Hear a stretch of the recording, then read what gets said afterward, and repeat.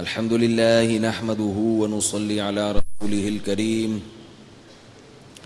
اما بعد فاعوذ بالله من الشیطان الرجیم بسم اللہ الرحمن الرحیم۔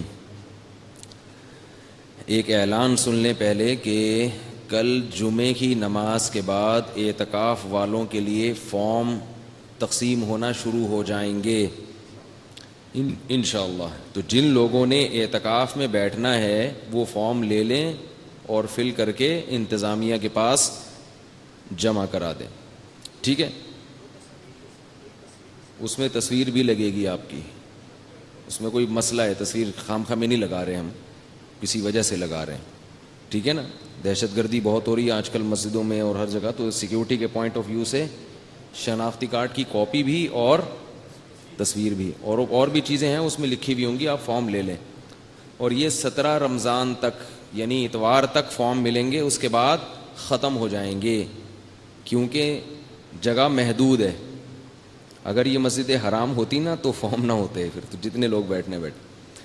کوئی اگر دوسرے شہر سے آنا چاہتا ہے ہمارے ہاں اعتکاف میں بیٹھنے کے لیے، بیانات سننے کے لیے، ترتیب میں جڑنے کے لیے، تو وہ فون پہ بکنگ کرا سکتے ہیں، ایسا ہے نا؟ فون نمبر کس کا نمبر دیا ہوا ہے؟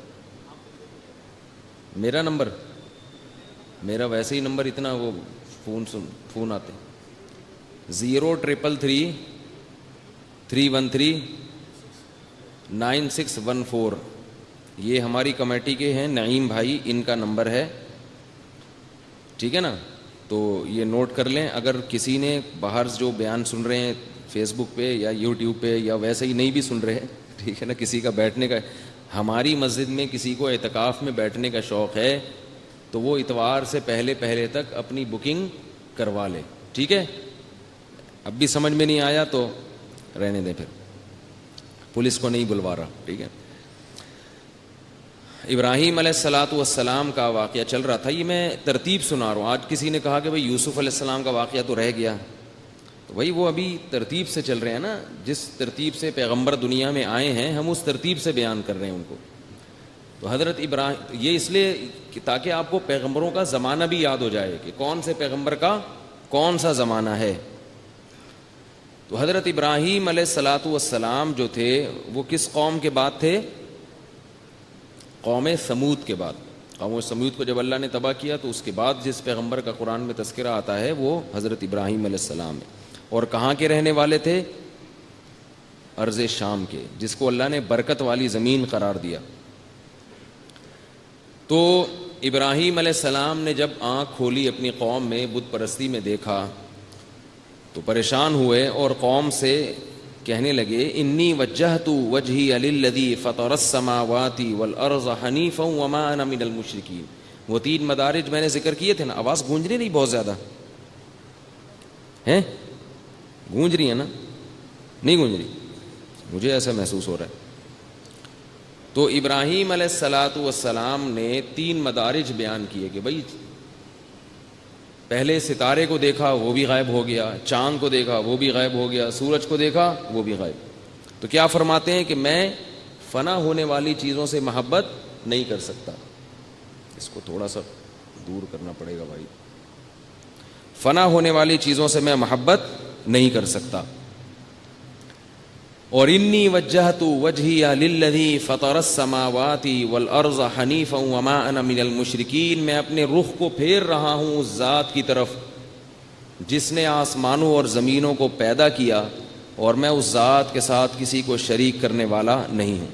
تہجد میں جب اٹھے نا تو تہجد کی نماز سے پہلے یہ دعا پڑھنی چاہیے، انی وجہت وجہی للذی، اپنا رخ میں صرف اس ذات کی طرف پھیر رہا ہوں جس نے آسمانوں اور زمینوں کو پیدا کیا اور میں اس کے ساتھ کسی کو شریک نہیں کرتا۔ تو ہم توحید کا اقرار کرتے ہیں نماز پڑھنے سے پہلے، صرف اسی کی طرف رخ پھیرتے ہیں، اور یہ نہیں کہ ادھر بھی تو ادھر بھی، ایسا نہیں۔ تو ابراہیم علیہ السلام نے اپنے والد کو بڑی محبت سے سمجھایا۔ ان کے والد جو تھے بت بنا کے بیچا کرتے تھے۔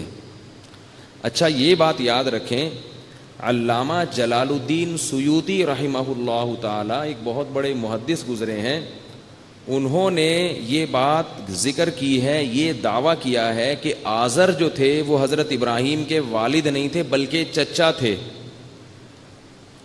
اسی سے بہت سے لوگ یہ استدلال کرتے ہیں، خاص طور پہ جو گرین چینل والے ہمارے بھائی ہیں، یہ لوگ کیا کہتے ہیں کہ ابراہیم علیہ السلام کے والد جہنم میں نہیں گئے، اور اسی طرح وہ یہ بھی دعویٰ کرتے ہیں کہ محمد صلی اللہ علیہ وسلم کے والدین بھی مسلمان، ابراہیم علیہ السلام کے والد بھی مسلمان، یعنی ان کا یہ دعویٰ ہے کہ پیغمبر کے والد مشرک نہیں ہو سکتے۔ اور دلیل یہ دیتے ہیں، یہ جو قرآن میں آتا ہے نا کہ ابراہیم علیہ السلام نے اپنے والد سے کہا، تو کہتے ہیں والد سے یہاں کیا مراد ہے؟ چچا، چچا کو بھی مجازن ابا کہہ دیا جاتا ہے۔ اور دلیل میں علامہ جلال الدین سیوطی رحمۃ اللہ علیہ کا حوالہ پیش کرتے ہیں کہ انہوں نے بہت ساری روایتیں ذکر کی ہیں اس پر، ان روایتوں میں یہ ثابت کیا ہے کہ آزر جو تھے وہ ابراہیم علیہ السلام کے والد نہیں بلکہ چچا تھے۔ تو مسئلہ یہ سمجھ لیں کہ یہ بات غلط ہے، آزر ابراہیم علیہ السلام کے والد ہی تھے، چچا نہیں تھے۔ رہا مسئلہ علامہ جلال الدین سیوطی کا، تو علامہ جلال الدین سیوطی ایک اکیلے ہیں جنہوں نے یہ لکھا ہے، باقی لاکھوں نے یہ نہیں لکھا، سب نے ان کو ابا ہی لکھا ہے۔ تو یہ دلیل کا جو ہے نا عجیب ٹیکنیکل اسٹائل ہوتا ہے آج کل، کہ ایک کا حوالہ دیا جا رہا ہے اور باقی جو ساری دنیا دوسری طرف جا رہی ہے اس سے چشم پوشی سے کام لیا جا رہا ہے۔ تو بھئی دنیا میں صرف ایک مفسر یا ایک محدث تو نہیں پیدا ہوئے نا، قرآن کی تفسیریں تو سینکڑوں تفسیریں ہوئی ہیں، درجنوں تفسیریں ہیں، کسی مفسر نے بھی یہ ثابت کرنے کی کوشش نہیں کی۔ دوسری بات یہ ہے کہ حافظ جلال الدین سیوطی نے جو روایتیں ذکر کی ہیں ان میں کوئی بھی صحیح روایت نہیں ہے، کوئی بھی صحیح روایت نہیں، بالکل قریب با موضوع ہیں، من گھڑت روایتیں ہیں۔ اور قرآن میں جو اللہ نے بار بار باپ کا لفظ استعمال کیا ہے حضرت یعنی ابراہیم کے والد کے لیے، تو قرآن کے لفظ کو اپنے ظاہر سے پھیرنا کمزور روایتوں کی بنیاد پر، یہ قرآن میں ایک نوعیت کی تحریف ہے، قرآن میں ایک نوعیت کی تحریف ہے۔ تو قرآن کے جو الفاظ ہیں نا وہ تو تواتر سے ثابت ہوتے ہیں، اس کو اگر ہم اس طرح سے قرآن کی آیتوں کو اپنے ظاہر سے ہٹانا شروع کر دیں پھر تو کہیں کا کچھ ہر آیت مشکوک ہو جائے گی، ہر آیت مشکوک ہو جائے گی۔ بالکل ایسے ہے جیسے یہ جو قرآن میں آتا ہے نا کہ ورفع ابویہ علی العرش، یوسف علیہ السلام کے والدین جب آئے تو ان کو تخت پہ بٹھایا اور بھائی سارے سجدے میں گر گئے۔ تو یہاں بعض لوگوں نے کہا ہے وہ ان کی جو والدہ تھیں وہ سوتیلی تھیں، یا بعض نے کہا وہ اصل میں خالہ تھیں، ان کو والدہ کہہ دیا گیا۔ بھئی کیوں خالہ تھیں، کیوں سوتیلی تھیں؟ جب قرآن کہہ رہا ہے کہ وہ والدین تھے تو والدین تھے نا بھائی۔ تو ایسے کمزور روایتوں کی بنیاد پر یہ میں اس لیے کہہ رہا ہوں کہ یہ اصول ہے یہ قرآن مجید کی ایک ویلیو ہے، ایک اہمیت ہے۔ جب وہ کوئی لفظ کہتا ہے تو اس کا وہی مطلب ہے جب تک کہ اس کے خلاف کوئی مضبوط دلیل قائم نہ ہو۔ اور حافظ جلال الدین سیوطی رحمہ اللہ تعالی یقیناً محدث تھے، مگر ان کے بارے میں محدثین کا، متاخرین کا، جو بعد والے ہیں ان سے ان کا اجماع ہے کہ وہ روایتیں پیش کرنے کے معاملے میں متساہل ہیں۔ متساہل سمجھتے ہو؟ ذرا کیا ہیں؟ چشم پوشی سے کام لیتے، کہتے جانے دو۔ تو اس لیے ان کی پیش کردہ روایتیں قابل اعتماد نہیں ہیں۔ یہ ہوتا ہے، بعض علماء بڑے چوٹی کے علماء گزرے ہیں مگر وہ روایات پیش کرنے میں زیادہ مضبوطی سے کام نہیں لیتے، حالانکہ وہ علم حدیث میں بڑے ماہر ہوتے ہیں۔ علامہ جلال الدین سیوطی کی کتاب ہے تدریب الراوی، جو مدارس میں پڑھائی جاتی ہے حدیث، اصول حدیث پر، وہ بڑے ماہر ہوتے ہیں، لیکن بس ان کا مزاج ہوتا ہے۔ بالکل اسی طرح جیسے حضرت شیخ الحدیث مولانا زکریہ رحمہ اللہ تعالی جو فضائل اعمال کے مؤلف ہیں، بہت بڑے محدث تھے، مگر وہ بھی روایتیں پیش کرنے میں ذرا نرمی سے کام لیتے ہیں۔ بہت ساری کمزور روایتیں بھی وہ لے کر آ جاتے ہیں فضائل صدقات میں، فضائل اعمال میں۔ تو یہ رہا ہے۔ اب اس میں افراط و تفریط کا لوگ شکار ہو جاتے ہیں۔ بعض لوگ تو یہ کرتے ہیں کہ ایسے علماء کی ذات پہ کیچڑ اچھالنا شروع کر دیتے ہیں کہ ابے ان کو تو حدیث کا کچھ پتہ ہی نہیں تھا، ابے ان کو تو آتا کیا تھا، ابے من گھڑت فضولیات۔ یہ غلط ہے، کیونکہ اس طرح تو اگر آپ علماء سے لوگوں کو بدگمان کریں اور ان کے خلاف زبان درازی کریں پھر تو بہت کم بہت بڑے بڑے علماء اس کی زد میں آتے ہیں. یہ ایک مزاج تھا. اب فضائل اعمال میں اگر کوئی حدیث ضعیف بھی ہے نا تو نیچے حضرت شیخ الحدیث نے لکھا ہوا ہے عربی میں کہ یہ ضعیف ہے. تو ایسا نہیں تھا کہ وہ بیچارے ان کو علم ہی نہیں تھا, وہ تو حدیث کے بڑے ماہر تھے, لیکن ان کا مزاج تھا کہ بھئی فضائل میں یا اس طرح کے واقعات میں کمزور روایت بھی چلتی ہے. اور بعض علماء کا یہ مزاج ہوتا ہے کہ نہیں, وہ کہتے ہیں کہ روایت کیا ہونی چاہیے, مضبوط, مستند. میں کوئی عالم تو نہیں ہوں, لوگوں نے مجھے عالم بنا دیا. میرا جو اپنا مزاج ہے وہ یہ ہے کہ بھئی روایت اوتھینٹک ہونی چاہیے, کیونکہ کمزور روایتوں ہی کی بنیاد پر پوری بدعتیں, جتنی بھی آج کل بدعتیں مارکیٹ میں چل رہی ہیں نا, ان تمام کی بنیاد کہاں سے شروع ہوئی ہے؟ ضعیف روایتوں سے. کہیں کا کہیں, کچھ کا کچھ بنا کے پتہ نہیں کہاں سے کہاں معاملہ چلا جاتا. عبداللہ ابن مبارک رحمہ اللہ تعالیٰ کا مشہور قول ہے, من صحیح الحدیث شغل عن ضعیفہ, فرماتے ہیں کہ ہمارے پاس جب صحیح حدیث موجود ہے تو اب ہمیں ضعیف کی طرف جانے کی ضرورت نہیں. اس لیے ایک دفعہ ہمارے حضرت سے کسی نے پوچھا, ہمارے حضرت کا بھی یہی مزاج تھا, بھئی اوتھینٹک روایت ہونی چاہیے, وہ پیش کرو, چاہے وہ فضائل ہی میں کیوں نہ ہو, فضائل میں بھی روایت مستند ہو. حضرت سے کسی نے پوچھا کہ حضرت اگر کوئی ضعیف حدیث پر عمل کر لے تو حرج کیا ہے؟ اچھا کام ہی کر رہا ہے نا, عبادت ہی کر رہا ہے, کوئی عمل کر رہا ہے. سوال سمجھے خوب اچھی طرح. اگر کوئی ضعیف روایت ہے جس میں کوئی فضیلت بتائی ہے کہ یہ کام کرو, یہ درود شریف پڑھو, یہ تسبیح پڑھو تو اتنا ثواب ہے, تو اگر وہ پڑھ لے تو کیا ہے, اچھا کام ہی کر رہا ہے نا, تسبیح ہی تو پڑھ رہا ہے. سوال ہی سمجھ میں نہیں آ رہا تو جواب کہاں سے سمجھ میں آئے گا؟ سوال آ رہا ہے سمجھ میں؟ بھئی اگر پڑھ رہا ہے تو کیا ہے؟ تو حضرت نے فرمایا اگر وہ ضعیف روایت پر عمل کرے گا تو پھر صحیح روایت سے عمل سے محروم ہو جائے گا, کیونکہ صحیح حدیثوں سے جو اعمال ثابت ہیں وہ اتنے زیادہ ہیں کہ اگر آپ وہ کر لیں 24 گھنٹے تو آپ کے پاس ٹائم ہی نہیں بچے گا ضعیف روایت کی طرف جانے کا. مشکل ہو گیا, آ رہی ہے نا سمجھ؟ اگر آپ صحیح روایتوں پر عمل کر لیں تو ضعیف کی طرف جانے کا ٹائم ملے گا ہی نہیں, وہ اتنی ہے. تو یہ کیا بات ہے کہ جب ایک اوتھینٹک روایت موجود ہے, ایک مستند ہے, ایک کمزور ہے, تو کمزور کو لے رہے ہو اور مستند کو چھوڑ رہے ہو. یہ کوئی غلط تو نہیں نہ ہوئی ہے بھائی؟ تو یہ کوئی مزیدار بات نہیں ہوتی. تو حضرت, اچھا میں بتا رہا تھا افراط و تفریط سے لوگ کام کرتے ہیں. اب کیا کرتے ہیں کہ حضرت شیخ الحدیث مولانا زکریا رحمہ اللہ حدیث کے بہت بڑے امام تھے اور متقی تھے, بے انتہا پرہیزگار. جو ان کے میرے والد صاحب نے بھی ان کے ساتھ تھوڑا سا ٹائم گزارا ہے, ان کی تھوڑی سی صحبت اٹھائی ہے میرے والد صاحب نے. ان کے ساتھ جو بھی رہتا تھا وہ کہتا تھا اس آدمی میں اللہ کا خوف ہے, اتنا خوف اللہ کا, اور نبی صلی اللہ علیہ وسلم سے عشق کی حد تک محبت تھی, عشق کی حد تک. ان کی کتاب پڑھیں آپ بیتی تو پتہ چلے گا آپ کو. تو اب اس بیس پر فضائل اعمال میں ضعیف روایتیں, اس بیس پر جو ہے نا کسی بزرگ کا مذاق اڑانا, یہ اللہ کے غضب کو دعوت دینے والی بات ہے, یہ بہت خطرناک کام ہے. اور یہ بھی غلط ہے کہ آپ صرف کسی کی ہر بات کو اس لیے مان لیں کہ وہ کیا ہیں, ہمارے بزرگ ہیں. یہ بھی غلط ہے, یہ بھی افراط ہے بھائی, یہ بھی غلو ہے, اس کی بھی شریعت اجازت نہیں دیتی. کہ بس جس کو آپ نے عقیدت سے ہاتھ چوم لیے, آپ کے ابا جس سے بیعت ہو گئے یا جو آپ کے بزرگوں میں آ گئے, اب وہ جو لکھ دیں گے وہ کیا بن جائے گا, پتھر پہ لکیر. اس سے بدعت کا دروازہ کھلتا ہے, بدعت کا دروازہ کھلتا ہے. تو اس لیے علامہ جلال الدین سیوطی ہمارے سر آنکھوں پہ, ہم ان کی خاک کے برابر بھی نہیں ہیں, لیکن انہوں نے اگر یہ لکھ دیا کہ آزر جو تھے وہ حضرت ابراہیم کے چچا تھے, ابا نہیں تھے, تو ہم ان کے کہنے سے یہ بات تسلیم نہیں کریں گے, کیونکہ قرآن نے کیا لکھا ہے کہ وہ کیا تھے, ابا تھے.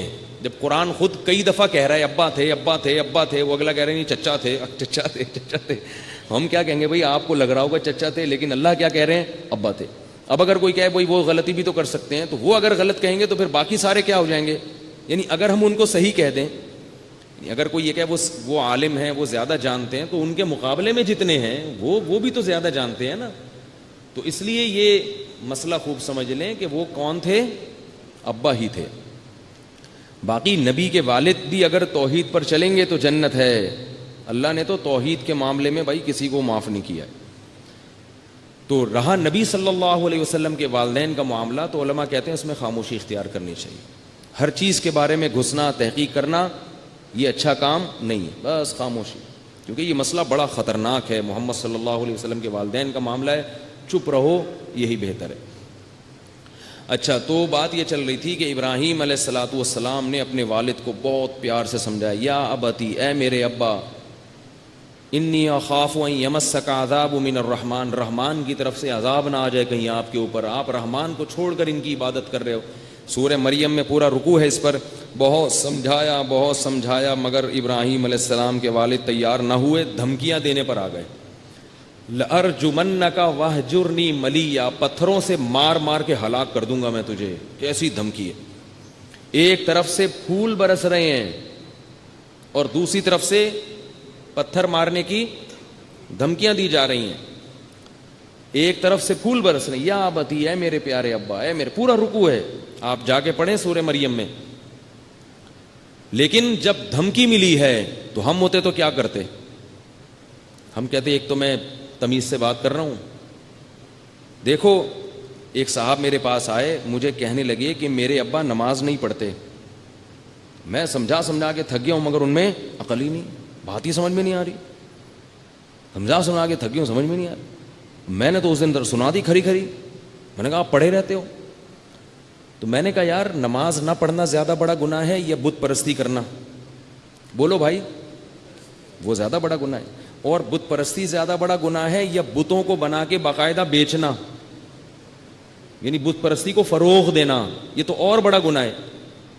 دوسری بات، میں نے کہا آپ جتنے پکے نمازی ہو، آپ زیادہ پکے ہو یا ابراہیم علیہ السلام زیادہ پکے تھے؟ بولو نا. اور آپ کا مرتبہ زیادہ ہے یا ابراہیم علیہ السلام کا؟ تو دو انتہاؤں کا مقابلہ ہوا ہے، اللہ کے خلیل کا اور اللہ کے سب سے بڑے دشمن کا. اس وقت روئے زمین پر اللہ کے سب سے بڑے خلیل کون تھے؟ ابراہیم علیہ السلام. اور مقابلے میں اس وقت روئے زمین پر اللہ کے سب سے بڑے دشمن، کیونکہ بت بنا کے باقاعدہ بیچ رہے ہیں. لیکن اس موقع پر بھی ابراہیم علیہ السلام نے ایک بھی سخت جملہ اپنے والد کے لیے استعمال نہیں کیا. اس میں جہاں بت پرستی کی مخالفت ہے، وہاں باپ کا احترام بھی سکھایا ہے. وہاں باپ کا احترام بھی سکھایا. دوسری بات، بیٹا جب اپنے باپ سے کوئی مخالفت کرتا ہے کسی چیز کی، تو اس میں بیٹے کی رائے میں غلطی کا امکان بھی تو ہوتا ہے نا. ہو سکتا ہے بیٹے کی رائے غلط ہو، یہ ابا کی رائے صحیح ہو. اور اگر مان لیا کہ بیٹے کی رائے صحیح ہے، ابا کی غلط ہے، تو یہ تو ہو سکتا ہے کہ ابا کو بیٹے کی رائے سمجھ میں نہ آ رہی ہو اور وہ اپنے آپ کو برحق سمجھ رہے ہوں. جب ہم میں سے کسی کا اپنے والد کے ساتھ جھگڑا ہو، تو یہ بھی تو امکان ہے نا کہ بھائی ابا صحیح ہوں، اور یہ بھی امکان ہے کہ میں صحیح ہوں، لیکن وہ اتنا معاملہ پیچیدہ ہو کہ ابا اپنے آپ کو بیچارے صحیح سمجھ رہے ہوں. جبکہ ابراہیم علیہ السلام جو بات کر رہے تھے اس میں 100% ابراہیم علیہ السلام حق پر تھے، اور ابا 100% غلطی پر تھے، اور سمجھ بھی رہے تھے کہ میں کس پر ہوں؟ غلطی پر. کیونکہ اتنا معاملہ پیچیدہ نہیں تھا کہ ان کو یہ سمجھ میں ہی نہ آئے کہ یہ بیٹا کیا کہہ رہا ہے. تو اتنی واضح بات میں بھی ابراہیم علیہ السلام نے سخت جملہ والد کے خلاف بولو نہیں نکالا. نرم لہجہ سمجھا رہے ہیں، محبت سے سمجھا رہے ہیں، اور آگے سے دھمکیاں آنا شروع ہو گئیں. جبکہ ہم میں سے کسی کا اپنے باپ سے جھگڑا ہو تو معاملہ اتنا واضح نہیں ہوتا. ممکن ہے ہم غلطی پر ہوں، وہ کس پر ہوں؟ صحیح پر. ایسے موقع پہ بدتمیزی کرنا کتنا بڑا جرم ہوگا باپ کے ساتھ. بولو بھائی، یہاں کیا کرنے آئے ہیں بھائی آپ لوگ؟ بتائیں نا. سیکھنے آئے ہیں نا. میں بھی سیکھنے کے لیے باتیں کر رہا ہوں تاکہ اللہ، میرے والد تو دنیا میں نہیں ہیں، تو میں اس لیے یہ باتیں کرتا ہوں تاکہ مجھے ان کے لیے دعا کی توفیق مل جائے کہ مجھ سے اگر کوئی کوتاہی ہو تو مسلمان کے لیے اللہ نے کتنا زبردست راستہ رکھا ہوا ہے کہ بھئی اگر زندگی میں کوئی کوتاہی ہوئی تو موت کے بعد ان کے لیے استغفار کی کثرت کرو اور ان کے لیے صدقات و خیرات کرو.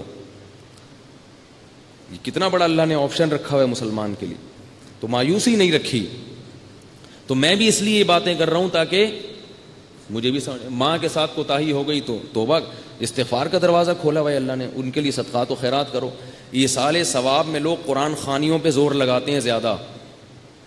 یاد رکھو, میں اس قرآن خوانی ایصال ثواب کے لیے جائز نہیں ہے. انفرادی طور پہ قرآن پڑھنا جائز ہے, اجتماعی طور پہ لوگوں کو قرآن پڑھنے کے لیے بلانا یہ جائز نہیں ہے, کیونکہ عبادت میں اگر اجتماع ثابت نہ ہو تو پھر اجتماع کرنا یہ بدعت بن جاتا ہے.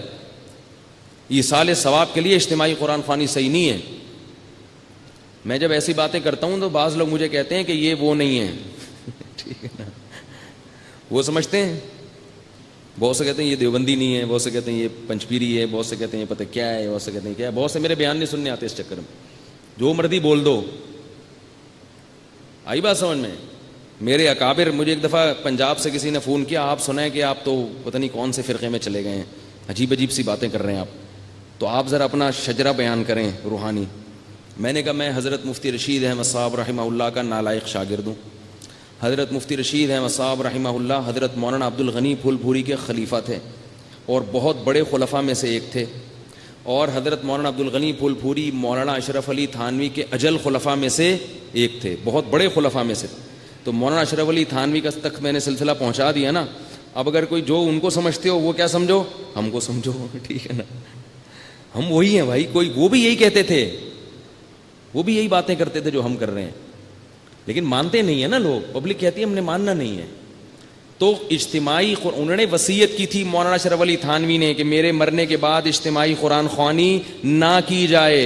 ان کے مواعظ میں لکھا ہوا ہے, وصیت کر کے گئے تھے میرے مرنے کے بعد میرے ایصال ثواب کے لیے اجتماعی قرآن خوانی نہ کی جائے.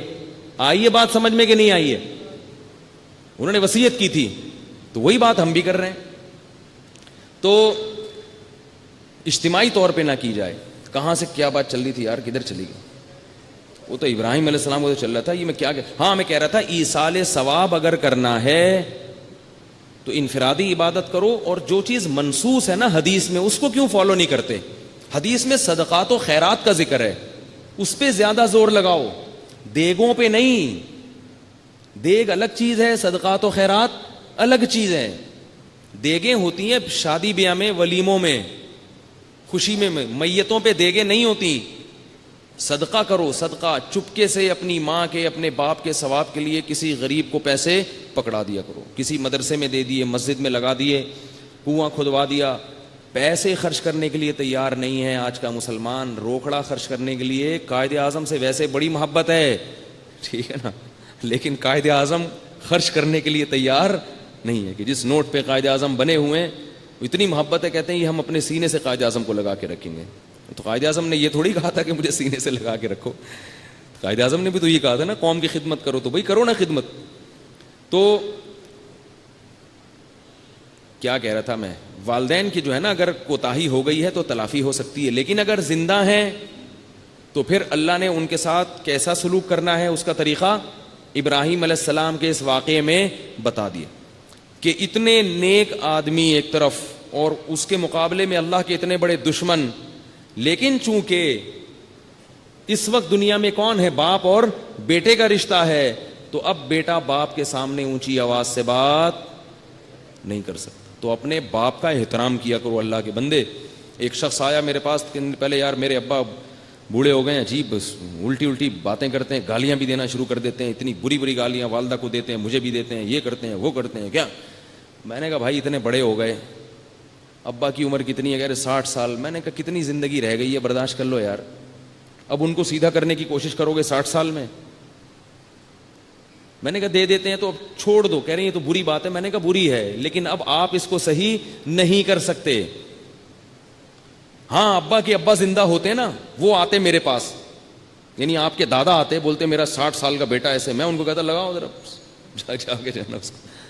دادا زندہ ہوتے, اس لیے کہتا ہوں جلدی شادیاں کرو اللہ کے بندو, دادا بن جائے کرو جلدی عمر میں. دادا کا اپنا مزہ ہے, خدا کی قسم. باپ بننے کا وہ مزہ نہیں جو دادا کا مزہ ہے. باپ بننے میں نقصان ہے, خود پالنا پڑتا ہے بچہ, اور دادا بننے میں فائدہ ہے کہ بچہ آپ کا ہے, پالے گا کون, اس کا باپ پالے گا.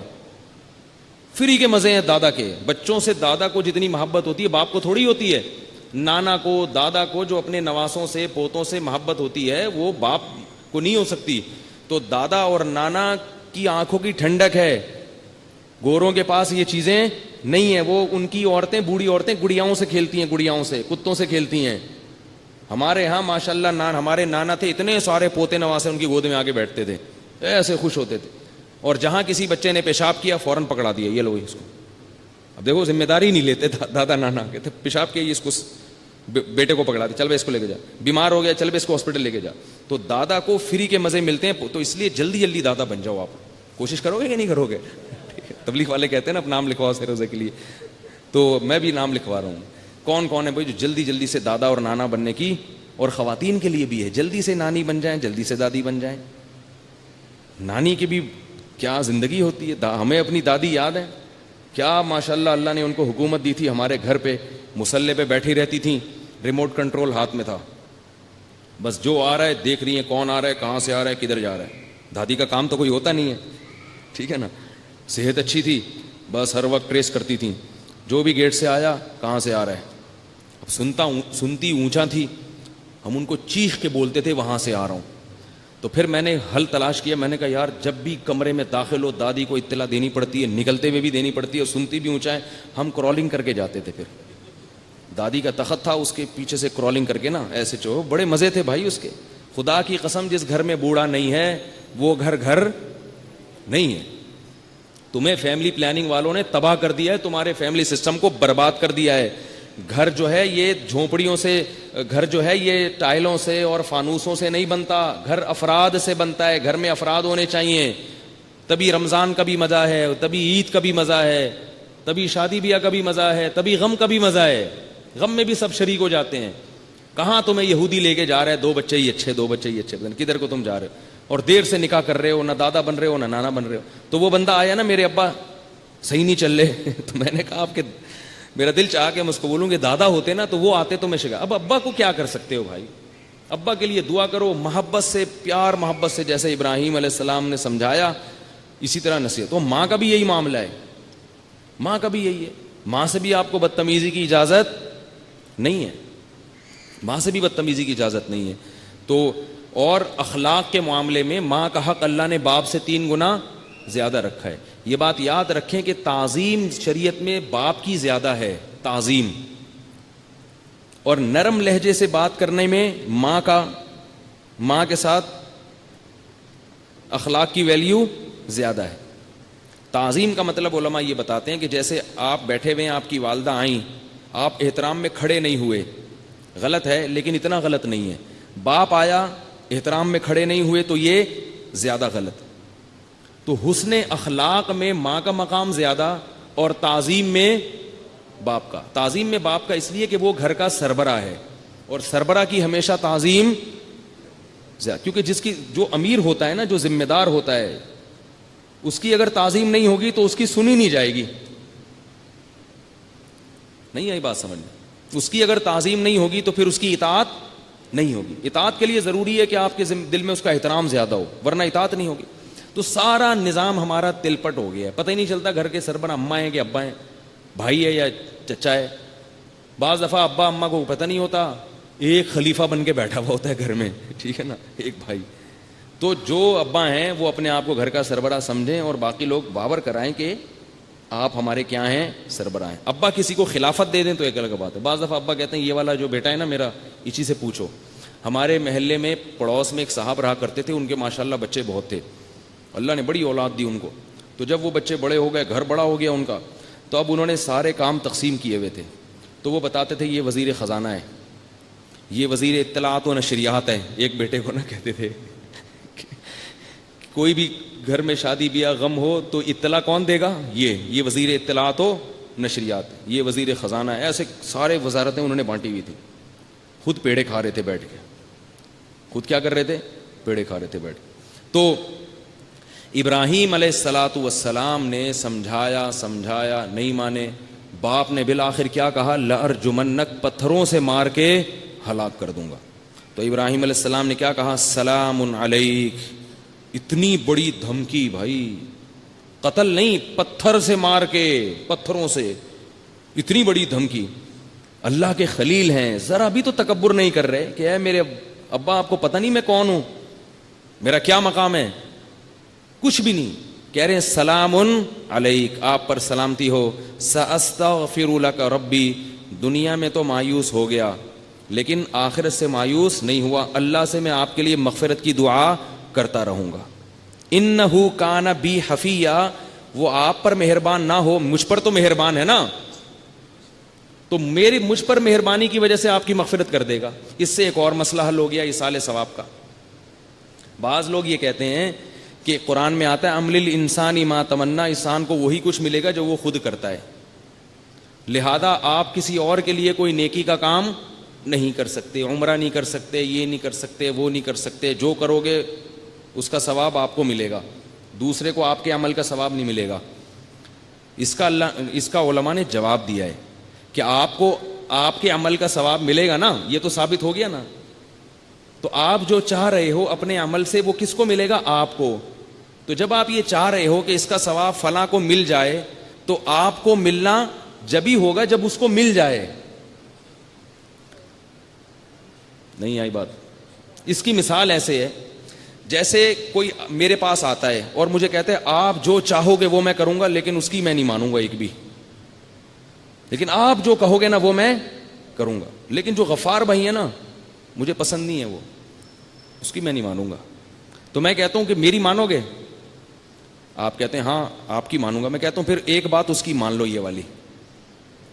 آئی بات سمجھ میں؟ اگر میری مانتے ہو نا تو میرا یہ آرڈر ہے کہ یہ والی بات اس کی مان لو. تو یہی فلسفہ ابراہیم علیہ السلام نے پیش کیا. تو اسی وجہ سے قرآن جو کہہ رہے ہیں نا کہ انسان کو وہی ملے گا جو وہ کر رہا ہے, تو ہم یہ کر رہے ہیں کہ اللہ ہم چاہ رہے ہیں کہ اللہ یہ ہمارے ابا کو اس کا ثواب مل جائے, تو ہم جو کر رہے ہیں ہمیں وہ ملے گا نا. تو ہمارا ملنا کیا ہے کہ ہمارے ابا کو مل جائے. لیکن پھر بتا دوں ایصال ثواب میں جو منصوص ہے وہ کیا ہے, صدقات و خیرات. صدقہ خیرات پر زیادہ زور لگایا کرو. خیر, تو ابراہیم علیہ السلام نے کیا کہا کہ آپ پر مہربان نہیں ہے لیکن مجھ پر تو ہے, تو میں اللہ کے جو مجھ پہ رحمتیں ہیں وہ میں آپ کے حق میں کیش کراؤں گا. لیکن اللہ نے پھر قاعدہ بیان کر دیا کہ یہ صرف مسلمان کے حق میں تو ہو سکتا ہے, مشرک کے حق میں یہ قاعدہ نہیں ہے. ہم پر جو اللہ کی رحمتیں ہیں وہ رحمتیں ہم کسی دوسرے مسلمان کے حق میں تو کیش کرا سکتے ہیں, غیر مسلم کے حق میں کیش نہیں کرا سکتے. جیسے کوئی مسلمان ہے جس کو عذاب قبر ہو رہا ہو اور وہ بخشش کے لائق نہیں ہے, لیکن اگر اس کے لواحقین میں کوئی اس کے لیے خوب مغفرت کی دعا کرے, کوئی نیک پرہیزگار آدمی, تو اللہ کو اس پہ ترس تو نہیں آ رہا لیکن اس پہ تو ترس آئے گا نا. تو اللہ اس کی وجہ سے اس کی مغفرت کر دیتے ہیں. یہ تو ثابت ہے حدیث سے. مسلمان بالآخر ایک نہ ایک دن جہنم کی آگ سے نکلیں گے, اپنی حرکتوں کی وجہ سے تھوڑی نکلیں گے. وہ کیوں نکلیں گے؟ نبی صلی اللہ علیہ وسلم سفارش کریں گے. تو اللہ کو اپنے حبیب سے محبت ہے, تو ان کی محبت کی وجہ سے جو جہنم میں جائیں گے ان کا بھی کیا ہو جائے گا, بیڑا پار ہو جائے گا. اب اس سے آپ لوگ خوش ہو رہے ہوں گے چلو نکل جائیں گے تو چلے جائیں جہنم میں. تو جہنم میں تھوڑے دن بھی, وہاں کا تھوڑا بھی بہت ہے بھائی. پاگل جیسے کہتے ہیں نا, تھوڑا بھی بہت ہوتا ہے, کہتے ہیں نا. وہ ایک آدمی ہے نا, اس نے کہا یہ تھوڑا سا پاگل ہے, اس نے کہا یہ تھوڑا سا نہیں ہے, جو تھوڑا سا ہے وہ بہت پاگل ہے, کبھی بھی کچھ کر سکتا ہے. جہنم کی آگ بڑی سخت ہے اور اس کی تھوڑی مدت بھی بہت زیادہ ہے, اس لیے دور رہنا چاہیے. تو اللہ نے ایک رحمت رکھی ہے کہ بالآخر ایمان والے توحید پرست ایک نہ ایک دن نکل جائیں گے. لیکن جو مشرک ہے, چاہے وہ نبی کے نام پہ کچھ بھی کر لے, وہ جہنم کی آگ سے نہیں نکلے گا. یہ اللہ کا فیصلہ ہے. تو ابراہیم علیہ السلام نے جب دھمکی ملی ہے تو کیا فرمایا, ساستغفر لک ربی انہ کان بی حفیہ, میرا رب مجھ پر مہربان ہے تو میں آپ کے لیے مغفرت کی دعا کروں گا. اب ابراہیم علیہ السلام نے چونکہ اللہ سے باپ سے وعدہ کیا تھا تو مغفرت کی دعا مانگ لی. اللہ نے پھر کیا کر دی, پابندی لگا دی کہ مشرک کے لیے آپ کو مغفرت کی دعا کی اجازت نہیں ہے. لیکن پھر ایک اور سبق ملتا ہے کہ باپ نے پھر ابراہیم علیہ السلام سے کہا وہجرنی ملیہ, مجھے چھوڑ دو. پھر ابراہیم علیہ السلام نے اس قوم کو چھوڑ کر ہجرت کی ہے, کیونکہ وہاں رہنا ابراہیم علیہ السلام کے لیے ممکن نہیں تھا. اس سے یہ پتہ چلتا ہے کہ باپ میں اور بیٹے میں بہت زیادہ اختلافات اگر ہو رہے ہوں اور اتنی نوعیت کے ہو گئے ہوں کہ باپ تو دین پہ نہیں آ رہا, لیکن اس گھر میں رہ کر بیٹے کے لیے اپنا دین بچانا مشکل ہو گیا ہے، تو پھر بیٹے کو چاہیے کہ وہ گھر چھوڑ دے، لیکن باپ سے حتی الامکان رابطہ رکھے۔ ہمارے پاس ایسے کیس آتے ہیں، بنتی نہیں، تو ہم پھر کہتے ہیں بھائی الگ ہو جاؤ، کیونکہ آپس میں اتنا ایک دوسرے کا سر پھٹولنا برداشت، ابراہیم علیہ السلام جیسی برداشت بھی تو نہیں ہے نا۔ تو بڑی مصیبت سے بچنے کے لیے کیا کہا جاتا ہے؟ چھوٹی مصیبت کو اختیار کر لو۔ بعض دفعہ باپ بیٹوں میں ایسی چپکلش ہوتی ہے کہ وہ جو ہے نا وہ بنتی نہیں ہے، اور بعض دفعہ باپ کی طرف سے بھی بڑی زیادتی ہوتی ہے، وہ بات بات پہ بیٹے کو تانا دینا، بلا وجہ اس کو ٹارچر کرنا، اس کے ہر اچھے کام میں بھی عیب نکالنا، تو پھر وہ توقع یہ رکھتے ہیں بیٹے سے کہ بیٹا جو ہے نا وہ ویسے ہی چلے جیسے ابراہیم علیہ السلام چل رہے تھے۔ چلنا تو ویسے ہی چاہیے، ہمارے پاس آئے گا ہم تو یہی کہیں گے بھائی جیسا مرضی باپ ظلم کر رہا ہے برداشت کرو، لیکن ماحول ایسا ہے کہ آج کل لوگوں میں قوت برداشت ختم ہو گئی، اس لیے ہم باپوں کو بھی کہتے ہیں کہ بھائی ذرا ہاتھ ہلکا رکھو، کیا کرو، ذرا محبت سے پیش آؤ، تھوڑا سا برداشت والی پالیسی اختیار کرو، تمہارا ہی بچہ ہے بھاگ جائے گا تو کہاں سے لے کر آؤ گے؟ ایک تو ہوتے ہی ایک دو ہیں آج کل، وہ بھی بھاگ گیا، ٹھیک ہے نا، مسئلہ خراب نہیں ہو جائے گا۔ تو اس لیے ایسا نہ ہو کہ کوئی ابا یہاں بیٹھے ہوں تو ابراہیم علیہ السلام کا واقعہ سن کے اب جا کے بیٹے کو دھمکیاں دینا شروع کریں، تجھے تو پتھروں سے مال کے ہلاک کروں گا، تو نکل یہاں سے، تو وہ نتیجہ یہ نکلے گا کہ وہ بہت مشکل ہے کہ اس زمانے میں چل پڑے۔ تو تھوڑا سا کمپرومائز بولو نا بھائی کرنا چاہیے، گھر جوڑنے کے لیے تھوڑا سا ابا کو بھی ہاتھ ہلکا رکھنا چاہیے۔ ایک صاحب نے کیا کیا، کھلے عام اپنے بیٹے کو جا کے نا سب دوستوں کے سامنے کھینچ کے تھپڑ لگایا، وہ بیٹا اکڑ گیا، وہ میں یوں کر دوں گا، میں یوں کر دوں گا، ابا نے میری بےزتی کی ہے۔ تو ہم نے بیٹے کو سمجھایا بھائی آپ غلط کر رہے ہو، ابا نے اگر مار دیا کوئی بات نہیں یار برداشت کر لو، لیکن ہمیں یہ احساس ہوا کہ اس زمانے میں باپ کو ایسا نہیں کرنا، جوان بیٹے کو سب کے سامنے مارنا، اس سے بیٹا باغی ہو جاتا ہے، اس لیے مناسب نہیں ہے۔ ہاں بعض اہل ظرف ہوتے ہیں بیٹوں میں جو سب کے سامنے بھی مار کھا لیتے ہیں۔ ہمارے قریبی رشتہ دار ہیں، کیپٹن بن گئے تھے، وہ دوستوں میں بیٹھے ہوئے تھے، ان کے ابا نے آ کے بھری محفل میں زور سے ایک تھپڑ لگایا ان دوستوں کے سامنے، ایک لفظ انہوں نے زبان سے نہیں نکالا، دو آنسو ٹپکے، کچھ بھی نہیں کہا۔ کیوں نہیں کہا؟ کہ بھائی باپ ہے یار، ورنہ آج جوان آدمی کتنی بے عزتی محسوس کرتا ہے نا اس میں۔ تو اس لیے بھائی باپوں کا احترام سیکھو، اس سے اللہ دنیا بھی سنوارے گا اور آخرت۔ ماں کا بھی احترام اور باپ کا بھی احترام، ماں باپ کی خدمت کرنے سے آخرت بعد میں ملتی ہے، دنیا پہلے ملتی ہے، حدیث سے ثابت ہے، یہ دنیا بھی سنور جاتی ہے۔ اور جس نے اپنی ماں کو ستایا یا باپ کو ستایا، یہ لکھ کے لے لو، اللہ اس کو دنیا میں بھی پنپنے نہیں دیتے، زندگی برباد ہو جاتی ہے، اس کی سکون چھن جاتا ہے اس کی زندگی۔ اس لیے بڑا بہت اہم مسئلہ ہے، قرآن نے بڑے اہتمام سے بیان کیا اس کو پلے باندھ لو اپنے، اور اگر کبھی غلطی ہو جائے تو وہ استغفار کر لو اللہ تعالیٰ سے، صحیح ہے نا۔ تو جلدی سے میں واقعہ مکمل کرتا ہوں۔ تو پھر کیا ہوا کہ ابراہیم علیہ السلام جو تھے وہ قوم کو بولتے رہتے تھے یہ بتوں کی عبادت چھوڑ دو چھوڑ دو چھوڑ دو، برے ہیں یہ کیا کر سکتے ہیں۔ ایک دن کیا ہوا کہ اس قوم نے کہیں، ان کا کوئی عید تھی جس میں وہ ساری قوم نے کہیں جانا تھا، تو انہوں نے ابراہیم علیہ السلام کو بھی کہا کہ چلو۔ اب ابراہیم علیہ السلام اگر نہیں جاتے تو بڑا مسئلہ تھا۔ یہ ایسا ہی ہے جیسے آپ کے رشتہ داروں کی شادی ہو رہی ہے، مکس گیدرنگ ہے، گانے بجانے ہیں، اور آپ نہیں جائیں اس میں، کتنی مصیبت ہے، لیکن جانا جائز نہیں ہے۔ ابراہیم علیہ السلام نے سوچا کہ ایک تو یہ غلط جگہ پہ جا رہے ہیں، دوسرا یہ ہے کہ مجھے موقع مل جائے گا پیچھے کام کرنے کا، تو انہوں نے یہ بہانہ بنایا انی سقیم، میں کیا ہوں، بیمار ہوں۔ فنظر نظرۃ فی النجوم، ستاروں کی طرف دیکھا اور کہا کہ میں بیمار ہوں۔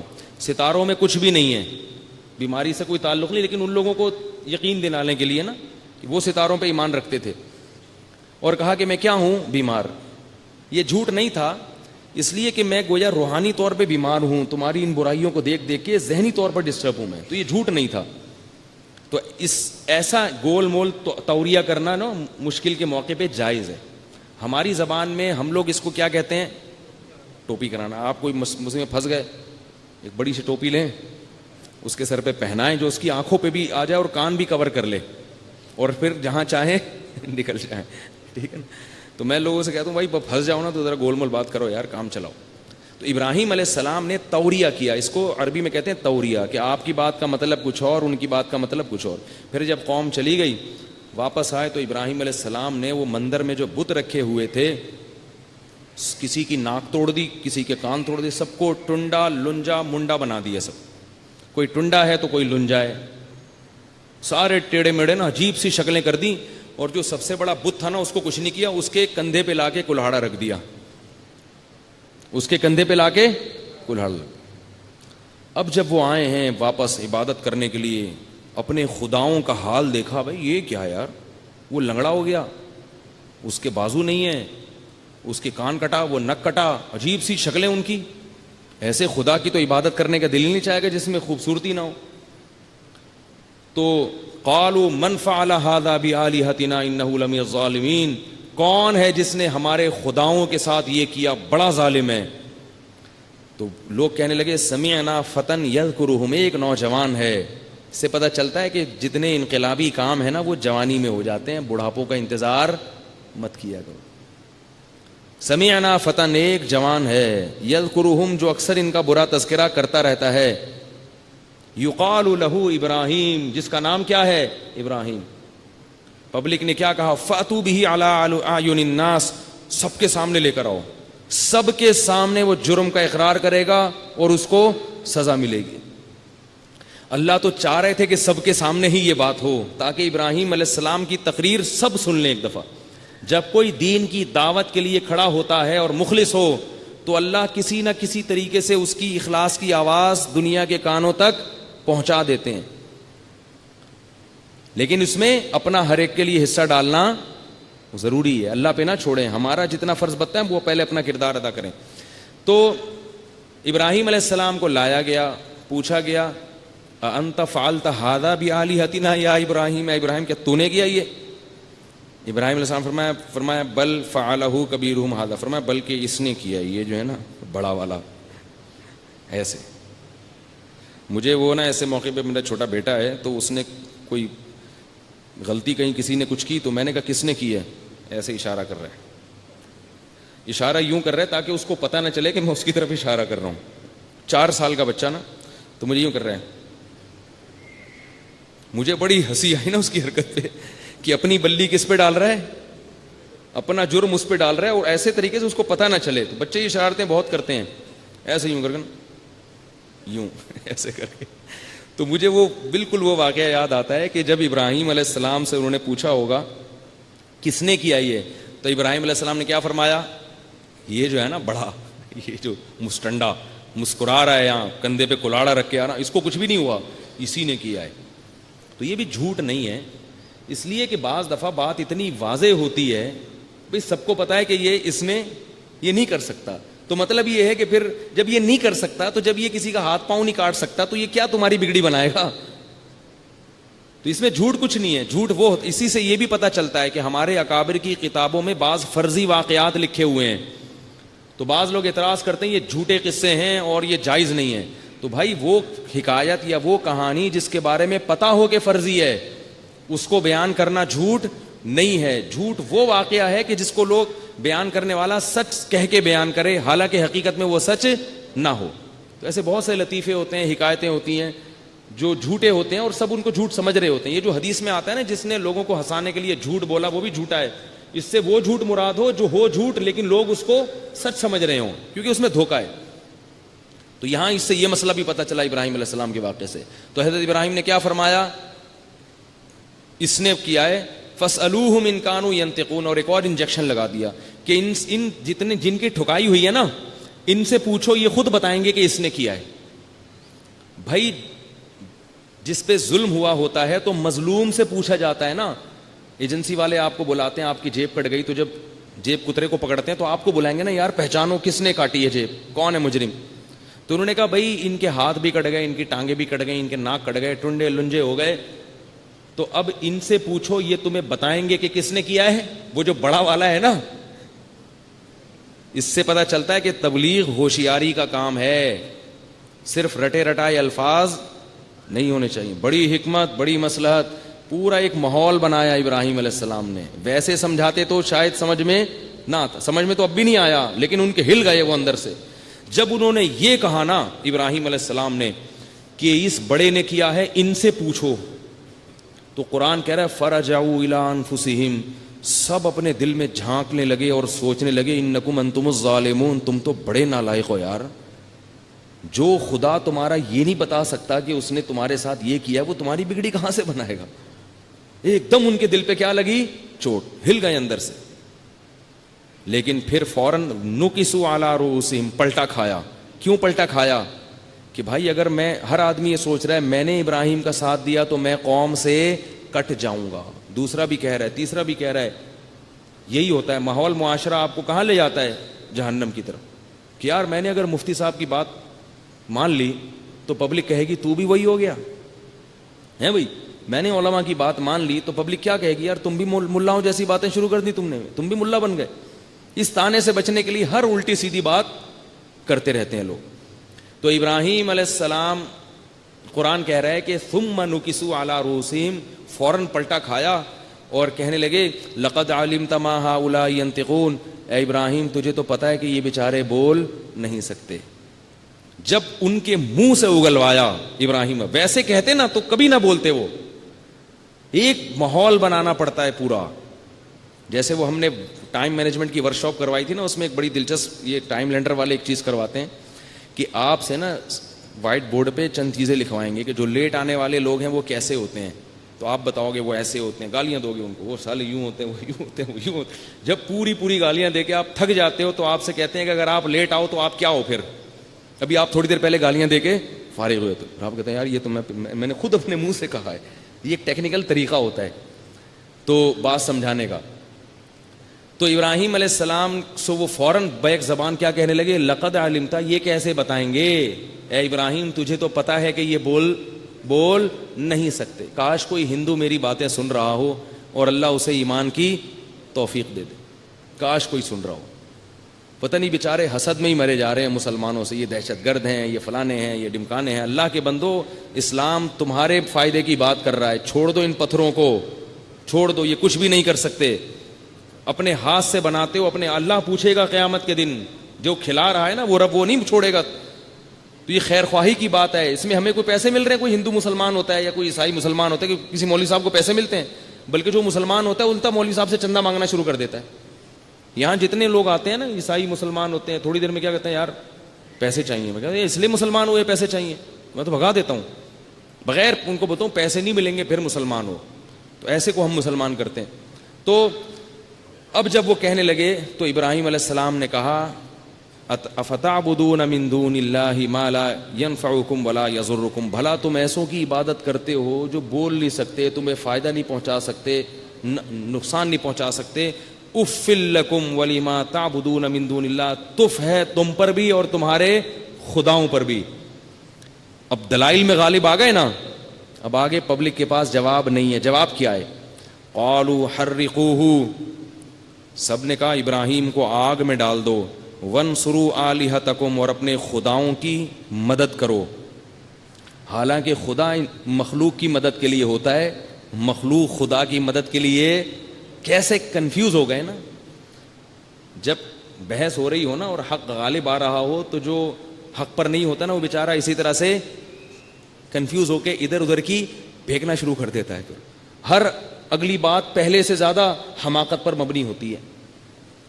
تو وہ کہنے لگے حرقوہ، اس کو جلاؤ. وانصروا آلہتکم، اور اپنے خداؤں کی مدد کرو. ان کنتم فاعلین، اگر کچھ کرنا ہے، ورنہ ہمارے معبودوں کے ساتھ، ہمارے رب کے ساتھ ایسا ہوتا رہے گا، ان کی عزتیں محفوظ نہیں ہوں گی. آج تو ان کے ہاتھ ٹوٹے ہیں، کل ان کی عزت پہ بھی ڈاکہ پڑ سکتا ہے، کل کوئی ان کی پینٹ بھی اتار سکتا ہے ان بتوں کی، کچھ بھی ہو سکتا ہے ان کے ساتھ. بچاؤ ان کو، بچاؤ. اور پھر جمع کر کے نا پوری قوم نے تماشا دیکھا اور ابراہیم علیہ السلام کو آگ میں ڈال دیا گیا. اللہ فرماتے ہیں قلنا یا نار کونی بردن وسلاما علی ابراہیم، اے آگ ابراہیم پر ٹھنڈی ہو جا اور سلامتی والی ہو جا. اتنی ٹھنڈی نہ ہو کہ ٹھنڈک سے اس کو جو ہے وہ پریشان کر دے، سلامتی والی ہو جا. اتنا بڑا معجزہ اللہ نے اس قوم کو دکھایا کہ جلتے رہے آگ کے اندر مگر آگ نے ان کا بال بھی بیکا نہیں کیا. قوم جب اس سے عاجز آ گئی تو ان کا پیچھا قوم نے چھوڑ دیا، لیکن اسلام قبول نہیں کیا. کیسے سخت ماحول خراب کرتا ہے، بار بار میں بتا رہا ہوں ماحول. تو ابراہیم علیہ السلام نے صرف ان کے بھانجے لوط علیہ السلام ایمان لائے تھے ابراہیم علیہ السلام. اس کے بعد ابراہیم علیہ السلام نے فیصلہ کیا کہ میں اس قوم کو اور اس علاقے کو چھوڑ دیتا ہوں. آپ کے بھانجے آپ کے ساتھ تھے، پھر آپ کی ایک زوجہ آپ کے ساتھ تھی حضرت سارہ، وہ بھی اسلام قبول کر چکی تھی. ان سے ابراہیم علیہ السلام کا نکاح ہوا. حضرت سارہ کو لے کے اور حضرت لوط علیہ السلام کے ساتھ ابراہیم علیہ السلام نے وہاں سے ہجرت کر لی. تو آگے پھر لوط علیہ السلام کا واقعہ ہے. پھر اللہ نے ان کو پیغمبر بنا کے بھیجا کسی قوم کی طرف، وہ انشاءاللہ کل بتاؤں گا. اور کچھ پہلو ابراہیم علیہ السلام کے رہ گئے ہیں، وہ انشاءاللہ کل بتاؤں گا. تو یہ انبیاء کے واقعات نا اس ترتیب سے لے کے چل رہا ہوں. اور لوگ بعض مجھے کہہ رہے ہیں کہ یہ تو آپ پچھلے سال بھی آپ نے بیان کیا. بھائی ہر سال کچھ اللہ تعالیٰ نئی باتیں دل میں ڈال دیتے ہیں، نئے اسباق ڈال دیتے ہیں. تو اگر آپ ایک ہی واقعہ 3 دفعہ سن چکے ہیں تو کیا پریشانی ہے اس میں؟ کوئی بات نہیں. عمل کی توفیق مل رہی ہے، یہ دیکھیں کہ ابھی تک عمل کی توفیق کیوں نہیں ملی. اگر عمل کی توفیق نہیں ملی تو پھر وہ 6 دفعہ اور سننا چاہیے وہ واقعہ. اللہ تعالیٰ ہم سب کو سمجھنے کی عمل کی توفیق عطا فرمائے. یہ کسی نے پرچی بھیجی ہے، بیمار ہیں صحت کے لیے دعا کریں. سعودہ خالد مسرور صاحب کی اہلیہ، دل سے دعا اللہ تعالیٰ شفا عطا فرمائے. اور روزے کی حالت میں حجامہ کر سکتے ہیں. اللہ تعالیٰ ہم سب کو سمجھنے کی عمل کی توفیق عطا فرمائے. اعتکاف والا اعلان دوبارہ ضروری تو نہیں ہے. جمعے کی نماز کے بعد کل اعتکاف کے فارم تقسیم ہوں گے. جو یہاں وہ یہاں سے لے لیں، جو کراچی سے باہر سے یہاں اعتکاف